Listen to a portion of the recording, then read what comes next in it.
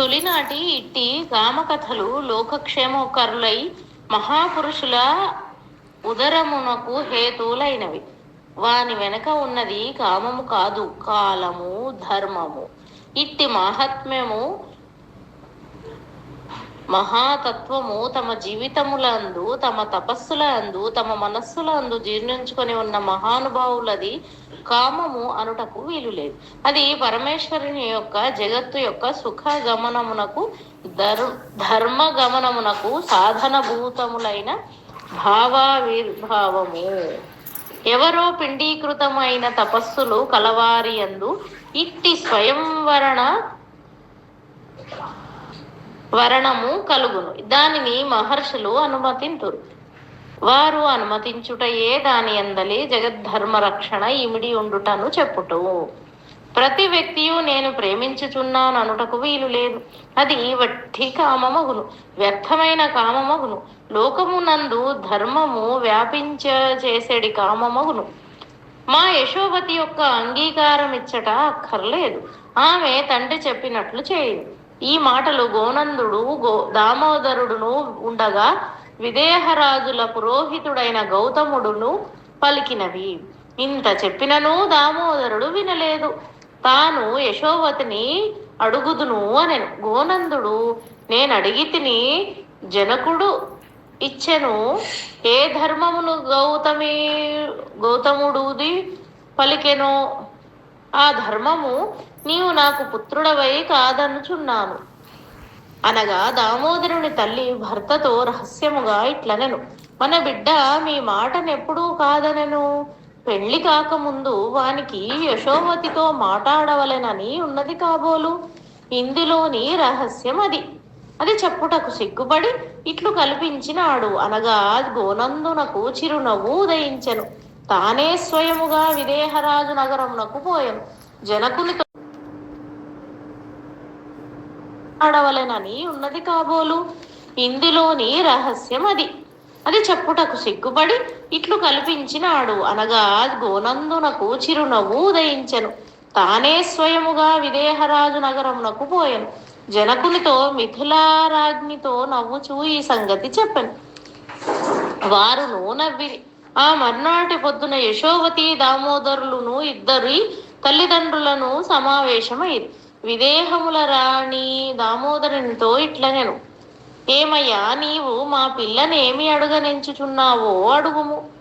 దామోదరుడు, ఓ యశోవతి, నీకు పెళ్లి చేసుకొనవలనని ఉన్నదా? యశోవతి, నాకున్నది.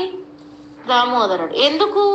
యశోవతి, ఎందుకేమిటి? లోకములో స్త్రీలను పురుషులను వివాహము అడుగురు, సంతానము కందురు. నేను స్త్రీని. వేదములో ప్రజాతంతువును ఛేదింపకూడదని ఉన్నది. దామోదరుడు, కావచ్చునేమో, నన్నే చేసుకొనుటకు ఎందుకు? యశోవతి, నా తల్లిదండ్రులు నన్ను మీకిత్తుమన్నారు కనుక. దామోదరుడు, అనగా నీవు నన్ను ప్రేమించుట లేదని అర్థం. యశోవతి, మీరు నన్ను ప్రేమించుచుంటిరా? దామోదరుడు, ప్రేమించుచుంటిని. యశోవతి, పురుషుని హృదయము మొగము వంటిది, స్త్రీ హృదయము అద్దము వంటిది. దామోదరుడు, అనగా ప్రేమించుచుంటివని అర్థము చేసుకొనుచున్నాను.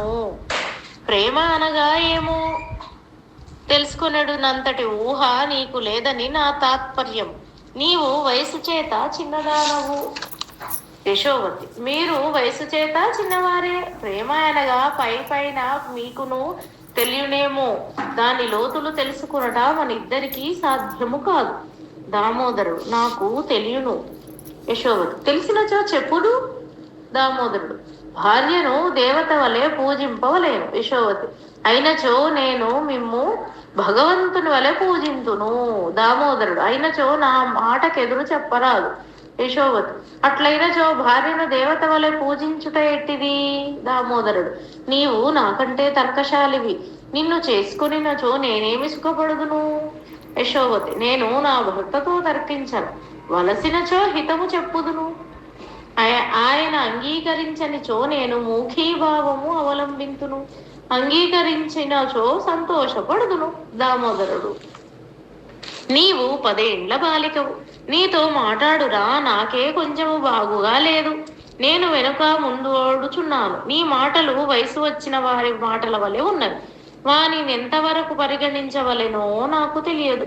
నిన్న మనము మాట్లాడిన దానిని బట్టి నేను ఒకటి ఊహించుచున్నాను.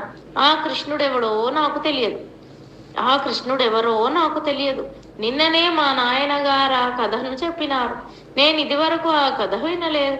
నేను జరాసంధ మహారాజు నెరుగుదును, కంస మహారాజు నెరుగుదును. మా రాజ్యములకు వారి రాజ్యములకు నడుమ రాజకీయమైన మైత్రి కలదని నాకు తెలియను. ఇట్లుండగా నిన్న సాయంకాలమున ఈ కృష్ణుని గురించి మరెవ్వరైనా ఎరుగుదురు ఏమో అని కొందరిని అడిగి తిని. చాలా చాలా కథలు చెప్పినారు. నమ్ముటకు వీలు లేదు, నమ్మకపోవుటకు వీలు లేదు. అది ఒక్కటి నాకు నిజం అనిపించినది. పూర్వం ఎవరో చెప్పగా విన్నట్లు జ్ఞాపకం ఉన్నది. ఆ కంసరాజు తన చెల్లెల్ని బావుమర్దిని చెరలో నుంచి వాడట. అట్టివారు రాజద్రోహము చేసినచో చెరలో ఉంచుట న్యాయమే. కానీ 2-3 కట్టు కథలు విన్నాను. వానిని నేను విశ్వసించలేదు.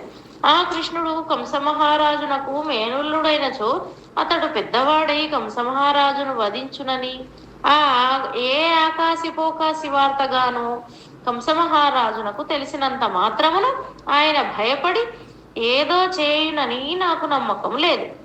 పుట్టినవాడెవడో తన్ను చంపుచున్నచో ఉలికిపడినంత అవివేకి కాడు ఆ కంసుడు. ఆ కృష్ణుడే కంసరాజు మేనల్లుడు అనుకొందుము. ఆ కృష్ణుని గూర్చి చెప్పెడు వార్తలు పరిహాసాస్పదములుగా ఉన్నవి. వెన్నెలు దొంగిలించుట ఏమి, ఎన్ని దొంగిలించును? 10,000 గృహములలో వెన్నెలు తానెట్లు దొంగిలించును? దొంగిలించి తినునా? తినినచో కడుపు పగిలిపోదా? అతను కడుపేమి గంగాళమా? చిటికని వేలు మీద పర్వతం ఎత్తుట ఏమి? రాముడు సముద్రమును బంధించెను, కోతులు వచ్చిరి, పర్వతములు వేసిరి. వాడెవడో ఉన్నాడు, వాడు వేసినచో పర్వతములు నీళ్లలో తేలునట్లు వానికి వరమున్నది, ఒప్పుకుందము. ఆ కొంచెం ఒప్పుకొన్నచో తక్కినదంతయు సమంజసముగా కనిపించుచున్నది కదా. ఈ కృష్ణుని గురించి చెప్పెడు కథలను సామంజసమునకు 10 ఆమడల దూరం. దానితో నాకెందుకు? అతడు కంసరాజును వధించినప్పుడు చూతము. కంసరాజు గోవత్సము కాడు. వెంటబడి పలుపు పోసి లాగుటకు. ఆయన ఖడ్గదారి, వ్యాయామ కఠిన దేహుడు. యుద్ధరంగరమున నిలిచినచో 1000 మందిని ముక్కలు ముక్కలుగా నరకగలడు. ఇంత అసంభవమైన విషయమైనను నమ్మెడు వారునచో నమ్మనిండు. ఒక వివేకవతి అయిన బాలిక మనస్సునకు వినోదముగా ఉన్నదని బాల్య లక్షణముగా ఇట్టి కథలను రమింపవచ్చును. కాని ఆమె ఒక రాజ్యమునకు రాణి కాబోచున్న ఎడల ఇట్టి పిచ్చి ఊహలు పెట్టుకున్నచో అది సాగదనుకొందును. రాజు యొక్క భార్య రాజనీతి తెలిసినది కావలేను, దాన ధర్మములు చేయున్నది కావలేను, మరియు సమర్థుడైన రాజు యందు అధిక విశ్వాసము కలిది అయి ఉండవలేను. అల్లి బిల్లి కథలు నమ్మేడిది కాకూడదు.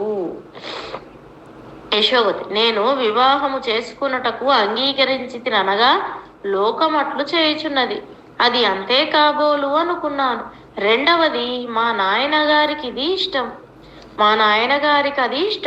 మా అమ్మగారు అది అంగీకరించుచున్నారు. మూడవది, గోనంద మహారాజు గారికి నేనన్నచో ఎందుకో కారణము లేని ఒక ప్రేమ. వీనన్నింటికంటే పెద్ద కారణం ఒకటి కలదు. మా గురువు గౌతముని కుమారుడు శతానందుడు. త్రేతాయుగము నాడు జనకరాజుల పురోహితుడు. నాటి నుండి నేటి వరకు మా కులగురువులు గౌతములు. మా పురోహితుడు గౌతముడు అనగా గౌతమ ఋషి వంశ సంజాతుడని అర్థము. ఆయన నాకు పెళ్లి అయిన తర్వాత నాకు ఒక మంత్రం ఉపదేశింతునని చెప్పినారు. శ్రీరామచంద్రుని భార్య సీతాదేవి మా ఇంట పుట్టినది. మా ఇంట పుట్టిన ఆడపడుచులందరూ గౌతముల చేత మంత్రోపదేశము పొందుదురు. వారు నాకు కూడా మంత్రోపదేశము చేయుదుమండ్రి. అది వివాహమైన గాని చేయకూడదట. అందుచేత నేను ముఖ్యముగా పెళ్లికి అంగీకరించుచున్నా. నా వయస్సు చిన్నదియే కావచ్చును, నాకెక్కువ తెలివి లేకపోవచ్చును. ఆ కృష్ణుడన్న పిల్లవాని కథలు నా మనస్సునకు రంజితముగా ఉన్నవి. అది నా తప్పు కాదు. నేను పెరిగిన తర్వాత అట్లుండవేమో, లేదా మరీ దృఢపడునేమో. మీ ఇష్టమైనచో పెళ్లి చేసుకొనుడు నాకు మేలు చేసిన వారగుదురు. శీఘ్రముగా నేను మంత్రోపదేశమును పొందవచ్చును కదా. దామోదరుడు: ఆ మంత్రోపదేశము దేనికి? యశోవతి: ఒకటి పాతివ్రత్యము పొందుటకు, రెండు ఎన్ని కష్టములనైనా అనుభవించుటకు. సీతాదేవి అందే రెండు గుణములు ఉండునో ఆ రెండు గుణములు మేము మిథిలా రాజవంశ సంజాతలము కావున మా యందుండవలేను. మేము వానిని సంపాదింపవలేను. దానికి మార్గం ఈ మంత్రోపదేశం. ఆ మంత్రోపదేశము మాకు వివాహమైన తర్వాత గాని మా గురువులు చేయరు. దామోదరుడు: అయినచో తప్పక నిన్ను పెళ్లి చేసుకుందును. యశోవతి: ఎందుకు? నన్ను కష్టపెట్టుటక, నా కష్టములు ఘటిల్ల చేయుటక అనినంతనే అందరూను నవ్విరి. దామోదరుడు: సీతను కష్టపెట్టినవాడు రాముడు కాదు, రావణాసురుడు. యశోవతి: ఈ మంత్రము వలన వచ్చడి శక్తి పరులు పెట్టిన కష్టములు అనుభవించు లక్షణములను సహించుటయే కాదు. ఆ మంత్రోపదేశమును పొందిన స్త్రీ ఏ కష్టమునైనా సహింపగలదు. దామోదరుడు: అసలు కష్టములే లేకపోయినచో? యశోవతి: ఎందుకుండవు? బ్రతికే కష్టము. ఇప్పుడు నేను కష్టాలు పడుట లేదా? ఇన్ని ప్రశ్నలకు సమాధానములు చెప్పుట నాకు కష్టముగా లేదా? ఈ కష్టము పడిన కాని పెళ్లి కాదన్నమాట. పెళ్లి అయిన తర్వాత ఎంత కష్టపడవలేను? దామోదరుడు: అప్పుడేమి కష్టపడనక్కర్లేదు. నిన్ను పువ్వులలో పెట్టి పూజింతుము. యశోవతి: నాకు తెలియను. సాగరిక చెప్పినది. సాగరిక అనగా మా వినయంధరుని కూతురు. వినయంధరుడు అనగా గడిచిన 4-5 ఏళ్ల నుండి నాకు ప్రతిదినము మీగడ తెచ్చి పెట్టెడి గోష్ఠాధిపతి గోనందుడు. ఆ సాగరిక ఏమి చెప్పినదమ్మా? యశోవతి: ఆ అత్తవారింటికి వెళ్ళుటయే కష్టమట. నేను చూచి తిని కదా. సాగరిక అత్తవారింటికి పంపునప్పుడు వినయంధరుడు నేడ్పే, అతని భార్య ఏడ్పే, సాగరికయు ఏడ్పే. కష్టము లేనిచో ఏడ్చుట ఎందులకు? సాగరిక పుట్టింటికి వచ్చినప్పుడు తానంత సంతోషపడుట ఎందులకు? కనుక పెళ్లి దుఃఖమునకే గాని సంతోషమునకు కాదు. దామోదరుడు: అయినచో పెళ్లి మానివేయము. యశోవతి: అందుకని మంత్రోపదేశము పొందుట. అప్పుడు దుఃఖము కాదు కదా. వచ్చినా ఓర్చుకొనవచ్చును కదా. దామోదరుడు: అడుసు తొక్కనేలా, కాలు కడగనేలా? యశోవతి: దారిలో అడుసున్నది, త్రొక్కకుండా ఎట్లు? అందరూ పెళ్లి చేసుకొనవలెను. దామోదరుడు: ఎవరు చెప్పిరి? యశోవతి: లేనిచో మంత్రం ఎందులకు? దామోదరుడు: ఆ కృష్ణుడు భగవంతుడు కాదు. యశోవతి: నేనన్నానా? దామోదరుడు: అతడు కంసుని వధింపలేడు. యశోవతి: నేను వధించునని వాదించుచున్నానా? దామోదరుడు: అయినచో నీకు ఆ కృష్ణుని యొక్క కథలను గూర్చి అంత అనురాగం ఎందులకు? యశోవతి: నాకు అనురాగమని ఎవరు చెప్పిరి? దామోదరుడు: ఆ కంసుడే కృష్ణుని వధించును. యశోవతి: కావచ్చును. దామోదరుడు: అతడు వధించనిచో నేను వధింతును. యశోవతి: తన భర్త మహావీరుడైనచో ఏ స్త్రీ సంతోషించదు? దామోదరుడు: నిన్ను నేను పెళ్లియాడినంతనే మా దేశమునకు తీసుకొని పోదుము. యశోవతి: మా సాగరిక అట్లే తీసుకొని పోయిరి. దామోదరుడు: అది గొల్లది, నీవు రాజదుహితవు. యశోవతి: అది స్త్రీ, నేనును స్త్రీనే. దామోదరుడు మరలా మాట్లాడలేదు. వారు ప్రసంగించినంతసేపు ఇద్దరి తల్లిదండ్రులకు ముద్దుగా ఉండెను, ఆశ్చర్యముగా ఉండెను. నడుమ కోపము వచ్చుచుండెను, కొంత వెగడుగా ఉండెను, మరికొంత అనుచితముగా ఉండెను. పిల్లలు మాట్లాడినట్లు లేదు, పెద్దవాండ్రెవరో మాట్లాడుకున్నట్లుండెను. గోనందునకు పూర్వము యశోవతి అనగా ముద్దైన పిల్లానియు అమాయకురాలనియు ఊహ. ఆ ఊహ అంతయు చెడిపోయినది. ఈమె వయసునకు బాలిక కాని మనస్సున చేత బాలిక కాదు. మహావైభవముగా వివాహము జరిగెను.